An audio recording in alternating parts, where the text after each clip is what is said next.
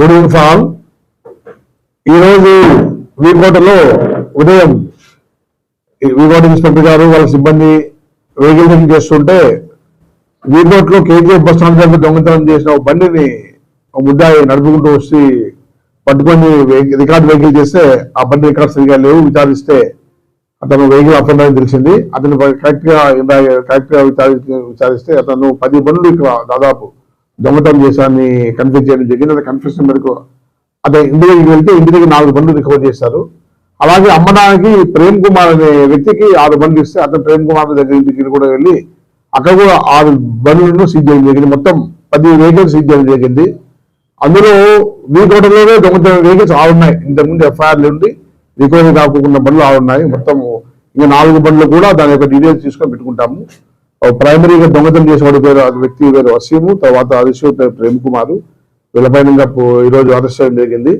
అట్లాగే ముఖ్యంగా ఈ మధ్యలో మనము కమాండ్ కంట్రోల్ దాదాపు 45 సీసీ కెమెరాలతో కమాండ్ కంట్రోల్ పెట్టాము. అన్ని కమాండ్ సీసీ కెమెరాలు కూడా ఎక్సలెంట్ పనిచేస్తున్నాయి.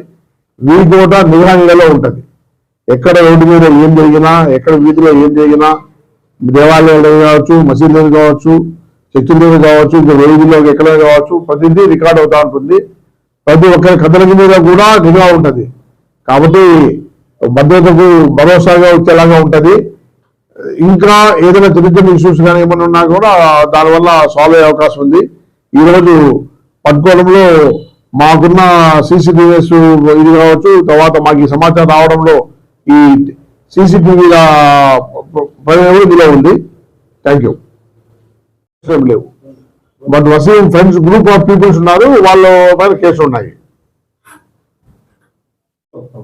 అంటే బ్రతుకు తెరువు కోసం వాళ్ళు అక్కడ ఉండి సెటిల్ అయినారో లేదా ఇక్కడ ఎక్కడ చేసినా తెలియదు. కానీ కేర్ ఆఫ్ వీకోట ఉన్న అడ్రస్ ఉన్న ప్రతి ఒక్కరి మీద సెపరేట్ నిఘా పెట్టడం జరుగుతుంది.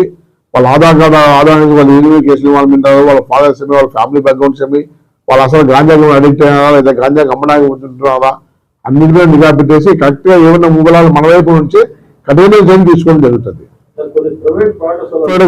పోలీసింగ్ కానీ చాలా కఠినమైన చర్యలు తీసుకుంటుంది. ఇప్పుడు మీ వీకోటలో అన్ని స్కూల్లో కూడా అవేర్నెస్ ప్రోగ్రామ్స్ పెట్టాం, అన్ని కాలేజీలో కూడా అవేర్నెస్ ప్రోగ్రామ్ పెట్టాం. పబ్లిక్ కు తర్వాత తల్లిదండ్రులకు అవేర్నెస్ ఇస్తున్నాం. డిఅడిక్షన్ సెంటర్స్ మీద అవగాహన ఇస్తున్నాం. ఇంకా ఏదైనా మన కళ్ళు కప్పి ఏదైనా ఎక్కడ జరుగుతూ ఉంటే సమాచారం ఇస్తే సమాచారం గోప్యంగా ఉంటాము. అమ్మే వాళ్ళ మీద చాలా కఠినమైన చర్యలు తీసుకుంటాము. అలవాటు పడిన స్టూడెంట్స్ ను వాళ్ళపైన కౌన్సిలింగ్ ఇచ్చి ఇది చేసుకుంటాము. నాకు తెలిసి అంత విచ్చలుగా లేనిపిస్తుంది. బట్ మీరు ఇచ్చిన సమాచారం ఏదైనా విలువైంది ఉంటే డెఫినెట్ గా మా వైపు నుంచి స్టెమ్ యాక్షన్ తీసుకోబడుతుంది. ఏదైనా సమాచారంతో గోప్యంగా ఉంచుతాము. ఇచ్చిన వ్యక్తులకు ప్రత్యేకంగా గుర్తింపు కూడా ఇస్తాము. Thank you.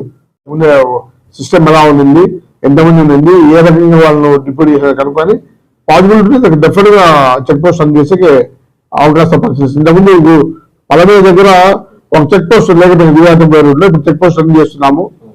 ఇక్కడ కూడా ఆపోజిట్ పాసిబిలిటీస్ ప్రకారం చూసుకొని డెఫినెట్ గా చెక్ పెట్టడానికి ప్రయత్నం చేస్తాం.